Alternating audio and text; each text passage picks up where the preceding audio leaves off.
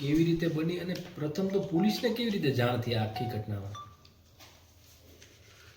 તારીખ 31/12/2025 રોજ ધારી પોલીસ સ્ટેશનમાં કનુભાઈ ભીમભાઈ ચારોલિયા દ્વારા ટેલિફોનિક માહિતી આપવામાં આવેલી હતી કે તેમના જે ખેતર છે એની બાજુના ખેતરમાં એક માનવ કંકાલ દેખાઈ રહ્યું છે, જેની વર્દી મળતા જે ધારી પોલીસ સ્ટેશનના સ્ટાફ છે તાત્કાલિક ઘટના સ્થળે પહોંચેલા હતા અને તેમને અડધી દાટેલી હાલતમાં એક માનવ કંકાળ મળેલું હતું. આના વિશે જ્યારે વધારે પૂછપરછ કરી તો એ માનવ કંકાળ છે એ વસરામભાઈ શામજીભાઈ સેંજલિયાની વાડીમાં મળેલું હતું. વસરામભાઈ સેંજલિયાને જ્યારે પૂછપરછ કરવામાં આવી તેમના પરિવારના સભ્યોને આના વિશે, તો તેમના દ્વારા જણાવવામાં આવેલું કે તેમના પરિવારમાં એક મોટો દીકરો છે અને એ પોતે જે રાજકોટ રહે છે અને તે પોતાના નાના દીકરા સાથે રહે છે.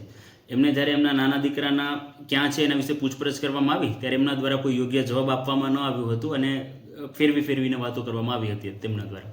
પોલીસે જ્યારે એમની સઘન પૂછપરછ કરી ત્યારે એમના દ્વારા જણાવવામાં આવ્યું કે તેમનો જે નાનો દીકરો છે હિતેશ, એ દારૂ પીવાની ટેવવાળો હતો અને અવારનવાર ઘરેથી હેરાન પરેશાન કરતો હતો, ઘરના સભ્યો જોડે ઝઘડો પણ કરતો હતો.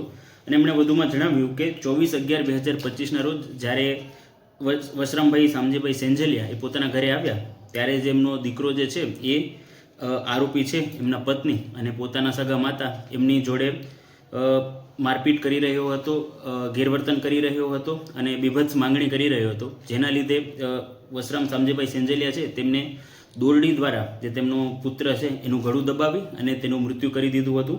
બાદમાં એ પોતાના સનેડામાં એમની જે ડેડ બોડી છે એને લઈ જઈ પોતાના ખેતરે જઈ અને એમણે દાટી દીધેલી હતી. આ ઘટનાની પોલીસને જાણ થતાં ધારી પોલીસ સ્ટેશન ખાતે મર્ડરની એક FIR નોંધવામાં આવેલી છે, જેનામાં સરકાર તરફે ફરિયાદી ધારી પોલીસ સ્ટેશનના ઇન્સ્પેક્ટર KB જાડેજા છે અને આ સમગ્ર ઘટનાની તપાસ ખાંભા PI MA દેસાઈને સોંપવામાં આવેલી છે. બન્યો કોઈ મદદગારીમાં એઝ ઓફ નાઉ અન્ય કોઈ લોકોની આમાં મદદગારીનું સામે નથી આવ્યું, પણ જો આવશે આવું કોઈ પણ સામે તો તમને જાણ કરવામાં આવશે. આ ઘટના ક્યાં બની? ગળુદભાઈ જે રેડાક વિસ્તારમાં બની કે આ જે ઘટના બની ગળું દબાવી અને મારી દેવામાં આવેલું, એ ઘટના એમના ઘરની અંદર જ બનેલી છે અને ત્યારબાદ એમણે જે ડેડ બોડીને છે એને જઈને ડિસ્પોઝ એમણે પોતાનું ખેતરના જે શેડો છે ત્યાં કરેલો હતો. આ ઘટના બનેલી છે 24/11/2025 રોજ અને ગઈકાલે આ સામે આવેલું છે.